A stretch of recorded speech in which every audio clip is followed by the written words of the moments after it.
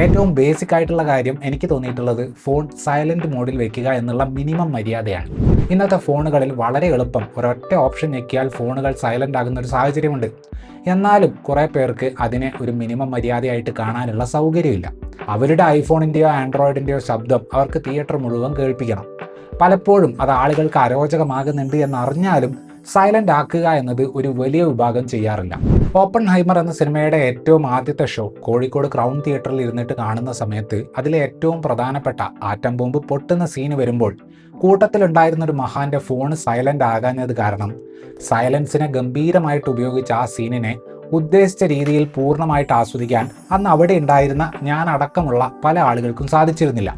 ആ ഫോൺ അടിച്ചവൻ്റെയും അവൻ്റെ 10 പഴയ തലമുറയെയും അന്ന് ആ തിയേറ്ററിൽ ഉണ്ടായിരുന്നവർ രൂക്ഷമായിട്ട് സ്മരിച്ചിട്ടുണ്ടാകും. പക്ഷെ ഞാൻ തുടക്കത്തിൽ പറഞ്ഞതുപോലെ എനിക്ക് എൻ്റെ കാര്യം മാത്രം നോക്കിയാൽ മതി, സൈലൻ്റ് ആക്കിയാൽ ഫോൺ വരുന്നത് ഞാൻ അറിയില്ല, അപ്പോൾ ചുറ്റും ഇരിക്കുന്നവർക്ക് എന്ത് ബുദ്ധിമുട്ടുണ്ടായാലും കുഴപ്പമില്ല, ഞാൻ എൻ്റെ ഫോൺ ഇങ്ങനെ തന്നെ വെക്കൂ എന്നൊരു നിർബന്ധമാണ് പലർക്കും.